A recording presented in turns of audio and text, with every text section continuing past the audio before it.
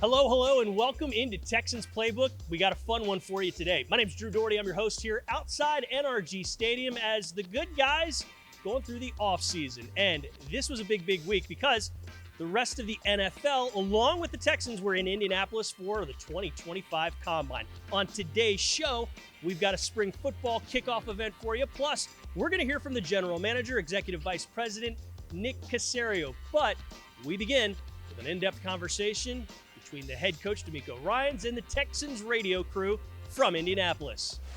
On Combine Radio Row, joined now by head coach DeMeco Ryans. Coach, great to see you. Hey, great to see you guys. It's been a while. Here we are in Indianapolis. And what is the main thing you get out of this visit to the Combine? The main thing I get out of this visit is being able to sit with you guys. Awesome. The main thing is when going through the interview process, we get about 20 minutes, with some prospects. So being able to sit in a room and just sit across from a guy, just get to hear their background, like their upbringing, like their history of football, how they got started, and hear their why. So you get to hear a guy's story. You get to feel a guy's energy, feel his passion, his love for the game of football. That's what really jumps out to me in those 20-minute interviews. Sometimes they go pretty fast and you can't get some questions in because some guys are very talkative and some guys you have to kind of push them a little bit more and prod them you have to ask them a few more questions, but you instantly get a feel for personalities. Coach, how much do you want to know about them before they walk in the room, or do you want it to be completely organic, you meeting this guy, hey, don't tell me anything, I want to be able to get that from him one-on-one or the room to him? Yeah, I would love it to be more organic, but our scouts, they do such a thorough job, like with the background, so you kind of already know a little bit of the information. And, I think our guys done a great job this year, Lipford and his staff, of just honing in on making those interviews more targeted and trying to see, like, what do we actually need to know more about this player so we can spend more time on the unknown or the things we need to dig deeper on, as opposed to some of the background and stuff that we already know. Our scouts, they do such an excellent job. I mean, they've been watching these guys for some of them 3 years, some of them 4 years, and they follow these guys, so they pretty much know who they are. Now it's just a matter of coaches getting the first look, to get to know the guys. Well, what about the workouts themselves? Because a lot of people call it the underwear Olympics or whatever because they're not in football gear, but you do see some things. What do you get out of that part of it? Yeah, when it comes to the workouts, per se, I know a lot of emphasis is put on the 40-yard dash. For me, you can kind of tell how fast guys are watching the tape, but it's good to see, this guy, he was, sub 4.6 or 4, but that's not where we're hanging our hat on drafting a guy when it comes to the 40-yard dash. For me, I put a little bit more onus on the position drills, right, and seeing guys, how they move, how athletic they are, what's their fluidity like as they're going through their drops and those certain things. So that stands out a little bit more to myself. One of the things I think I've asked you about this before, but at the Combine, can you tell how swarmy a guy is? And you know what I mean by that, because that's your thing. And I think I say that to Mark all the time. Like, when I look at a player, no matter where they are, I go, is that guy swarmy? I think that way now. Do you have kind of get a feel for that here? Or is it something you get in a 30 visit? How do you get a feel for how swarmy a guy can be? That's interesting you said that. I know in our interviews last night, I left at the end after our last interview, I was like, man, we definitely have a couple swarm candidates. And you can feel like that energy from guys, like how they step into the room, like how confident guys are. Hearing guys talk about how they practice and how they view practice, how important it is to them, like that lets me know, or why do you love football? Well, I love to compete. I don't care when it is, practice again, I love to compete. Those are all those swarm components that we're looking for in our players. You talked about knowing a guy's why or trying to find out, and how important is that? They want to be good, not just at football, but at all aspects of life, and it's got to be difficult to tell with some guys. Yeah, it is difficult to tell, and that why speaks to me a little bit more, because you can hear a guy, whether he's doing it for his family, or whether he wants to do it because he wants to be truly great at football. I don't think a lot of guys are chasing money anymore with the NIL deals. These guys have a little change in their pockets now. So, but for me, and I can always draw back to that, because what's going to drive you, right, when you have the contract, when you get drafted in the first round, okay, that's behind you now. What's going to drive you? What's going to sustain you through a season where we hit a little adversity? Like, what's the reason behind why you're doing what you do? Because you all know we play a tough sport, and there are going to be a lot of tough moments. So what are you going to lean on to push you through when you hit those difficult patches? And that's where the reason of what's your why and what's pushing you. And if I have to, I can always go back and remind a guy of his why and remind him of why he's doing what he's doing. That serves as a motivation tactic for me later whenever I need it. Coach, we have missed you and not been able to talk to you on radio, so we have not had a chance to talk to you. You mentioned coaches. We have not had a chance to talk to you about Nick Caserio and what he brings as offensive coordinator. What can you kind of share with us about why Nick Caserio is the right fit for Houston, why he's the right fit for the Texans, and for you as the head coach? Yeah, it starts with Nick's passion for the game. I think instantly when you talk to him, you feel his passion for the game of football, his love for football. What set him apart for me was just, again, his diverse background. Like when Nick started in coaching, he coached on the defensive side of the ball for a long time. Then when he got to New England, he worked with the offensive line. He worked with the running backs. He worked with tight ends. So he's worked with a ton of different guys in different capacities. Right? He's led a lot of different guys, different personalities, and he's led those guys to have successful seasons.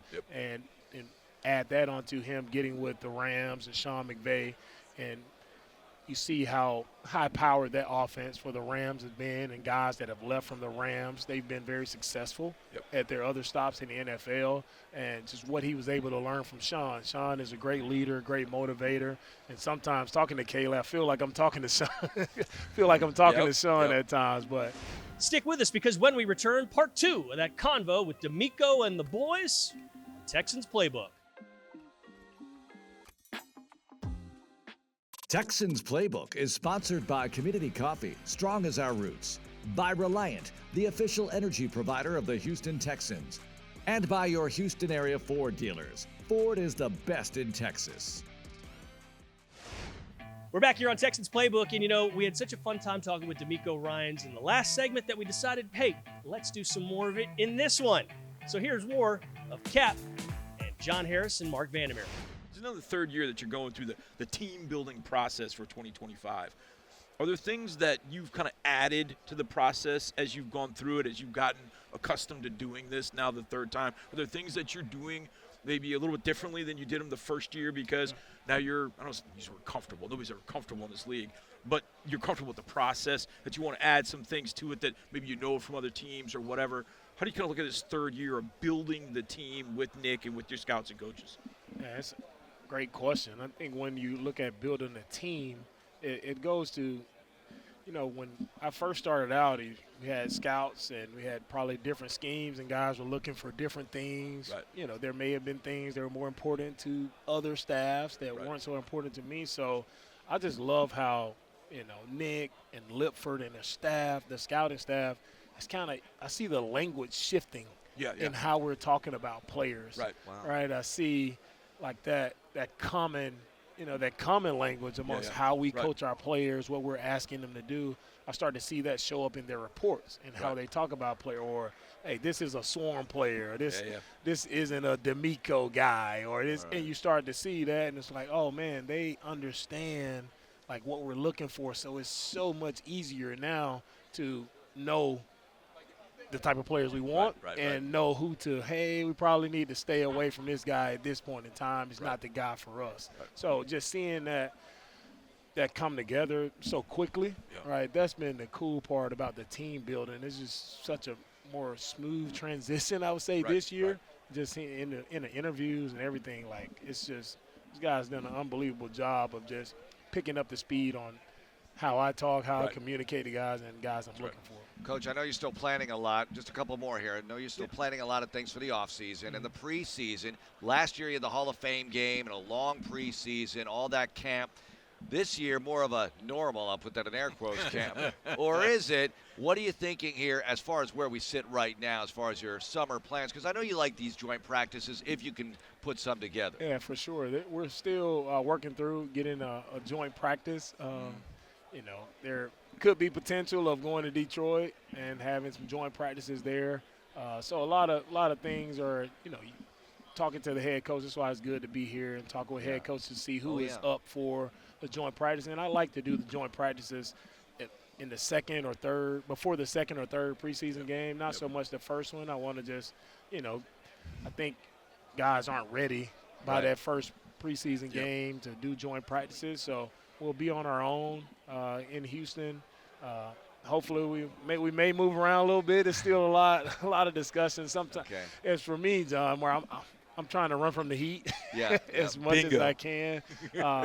That's because I know how taxing it is on our players. Right. We're probably one of the only teams who are working in the conditions that we work in training camp with the humidity.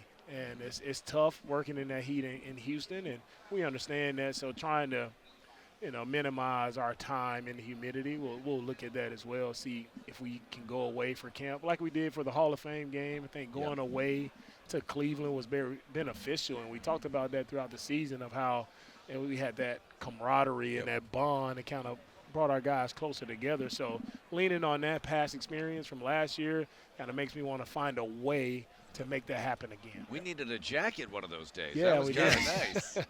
That was a fantastic day. All right, so when you're in touch with the family, okay, this is our Amity Bank Ask Coach question of the week. Do you FaceTime? How do you stay in touch? Because I know it's important to you. When you're away at these events, you want to connect. How do you do it? For sure. It starts with a FaceTime. FaceTime in the morning. I try not to mess with them while I know they're getting ready for school because chaotic. She's not answering my call.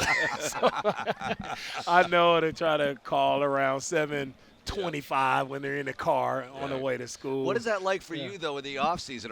You're around for those moments getting ready for school, which I don't care how well organized your family is. Those can be very tough moments. Oh, those are always hectic. Depends on how the kids wake up and who's excited and ready to go or who's like, I did not get enough sleep last night, Dad. And you find out very quickly. I want to go to school. So for the most part, they've been doing a great job of getting up and getting ready. But there's always those moments. And in the off season, I can take them to school. And it's nothing like driving to school and just hearing, what's on their mind and having those conversations. Hey, what song do you want to listen to? It's just I really love those moments. Picking them up from school, taking them to school, enjoy every time I can get. I want to do that. And they will always ask you a question that comes from out of nowhere. You have no where did you come up with that? Oh yeah, I got a few of those. It's fun, Coach. Thanks a lot for joining us. Thank you guys, man. Enjoyed it. If you like hearing from DeMeco Ryans, you're going to love hearing from Executive Vice President, General Manager Nick Caserio. That's coming up next on Texans Playbook.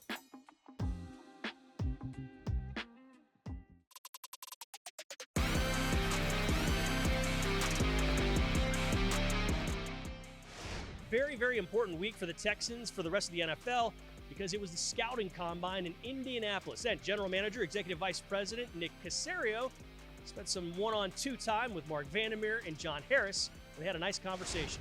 At the NFL Scouting Combine, Executive Vice President and General Manager Nick Caserio joins us. Nick, how's it going? Fellas, always good to be here with you guys. Well, great to be with you. Now, you've been here a long time, okay, with the Houston Texans, before that with another team. So how has what you do here changed or evolved over the years, Nick? Well, it's interesting. I mean, the schedule has been adjusted. I'd say the one thing, when I started the interview structure with the players, the quote-unquote formal interview process, it was the Wild West. So when I started, I was a runner.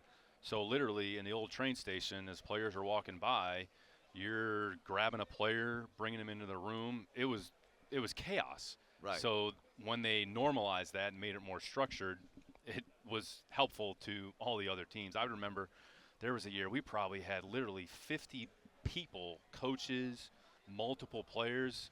I mean, it was chaos. And then you're kind of bartering with the other team. Hey, if I take this guy, we'll give you this guy, and then after 20 minutes we'll switch. So there was negotiating taking place. So the formal interview process is a lot more organized. So now they've spread it out a little bit over multiple days to try to help the players a little bit. So I'd say that's probably one of the biggest changes over the course of multiple years. Nick, one of the things DeMeco said yesterday, we're talking about the interview process, and it's the one thing that fans don't get a chance to see. They get to see the workouts and all that kind of stuff, but he talked about, and I asked him about the interview process, how much easier has it been doing this now year after year after year? This is the third year you guys have done it. He said, we're all sort of speaking the same language now. How important has that been to kind of do that, to speak the same language? You guys are all speaking Spanish, you're all speaking English, but you're all kind of speaking the same language together. It's critically important. We understand what we're looking for from not only a skill standpoint on the field, but the type of human being that they are that we want to bring in the building. So every player has a story, so we're learning their story, and we're trying to figure out, do they have the attributes that are necessary in order to have success in our building. So we think we have a decent idea of what that profile of the player looks like. So part of our responsibility is to who are those players that have those characteristics and be committed and disciplined enough to stay true to form and just make sure that you're making decisions and you're not straying for whatever reason. Sure. How much do you change up the questions for different players, and how much do you take into consideration, hey, this might be this guy's 5th interview, and he gets a little burnt out after a while, possibly? For sure, which is why we try to make it sort of conversational. We're not trying to put the player in a position where he's going to be apprehensive about answering a question. If there's a kind of a hot-button issue, in a respectful way, you try to find a way to ask the question. You're trying to get information. You're trying to get a sense. You're trying to see how they respond to that. We'll have certain questions that we ask of every player. We'll have certain questions that are specific to that player. So our guys do a great job. I mean, John Richard, Zeke Curtis, Lip, who kind of handle some of the questioning and kind of kick it off. So we'll kind of start with a general template and then kind of drill down as we get going. And there might be something that comes up as a result of an answer to the question that the player provided. Where'd you go to college, Ian?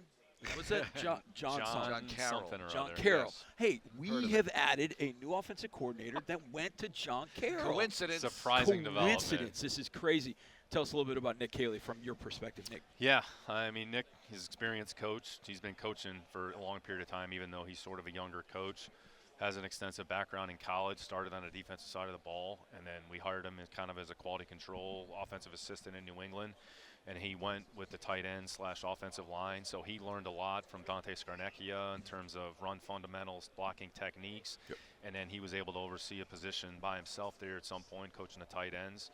And then his experience in New England combined with what he learned from Coach McVay, there'll probably be some things. He's going to build the Houston Texans offense, not an offense that was somewhere else. So that will be the focus. But great person. Great husband. Nick and I stayed in contact, throughout the course of, his career. Have a lot of respect for him. He's got 4 girls. His wife just had a baby there the other day. So he's energetic. He's got a lot of juice and, a lot of respects. He has some qualities that are similar to DeMeco. I'm not saying he's DeMeco Ryans. There's only one DeMeco Ryans, and thankfully he's our head coach. Yeah. So, but excited to have Nick here. We're just kind of going through the process of putting the playbook together and basic information, formations, defensive terminology, etc. So kind of hit the ground running here. So hopefully we can get off to a good start this spring.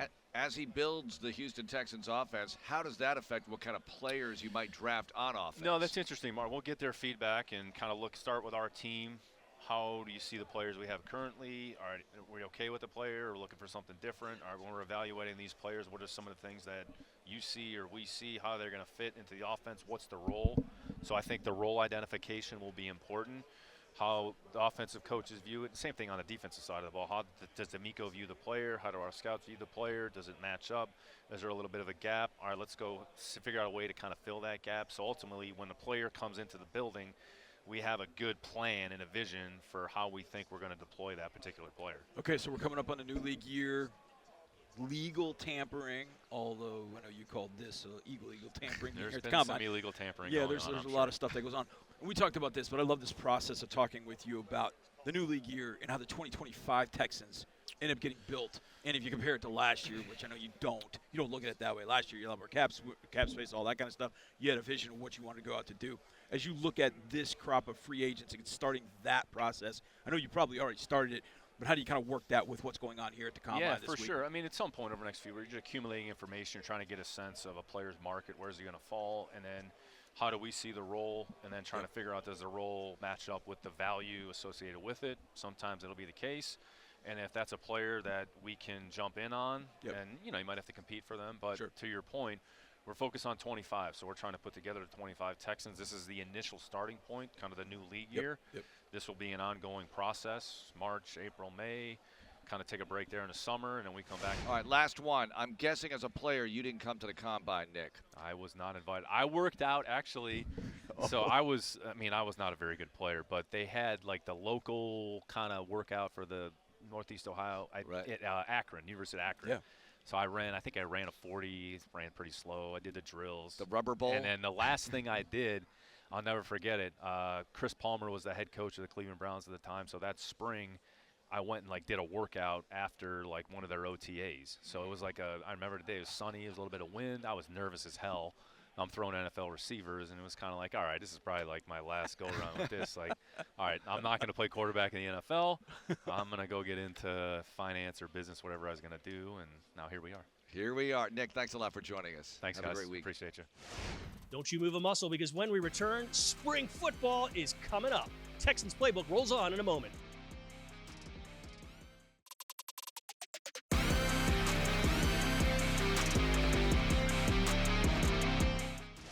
The game of flag football, vitally important to the Houston Texans and to the NFL. So, the spring football season is upon us. The Houston Texans, Texas Children's, and the YMCA have teamed up to bring flag football to 17 Houston area YMCA centers, and the spring season is almost here. We did the best we could. I'm glad no attitude. We got to practice on this. Every participant gets a full Texans uniform, including gloves, shorts, and a Texans flag jersey. Over 1,200 young athletes from across Houston got in the game last season, learning teamwork, building skills, and having a lot of fun. Toro, HTC, and Texans legends joined the fun at the Houston Texans YMCA to kick off the fall season, with Texans legend Jim Herndon inspiring players to enjoy the game and give it their all this season. Have a great attitude and give great effort, and you'll be okay. Now it's your turn. Registration is open, but don't wait. Sign up by March 16th to hit the field when the season kicks off April 5th. Sign up today at your local YMCA or online. Let's play some football. That's all the time we got for this week on Texans Playbook, but we want you to check us out on HoustonTexans.com, the Texans mobile app, and our YouTube channel. And while you're there, make sure you subscribe and like some of those videos. All right, for Josh Sy, who put this thing together, and the rest, my name's Drew Doherty, and we'll see you next time. H is up, H-Town.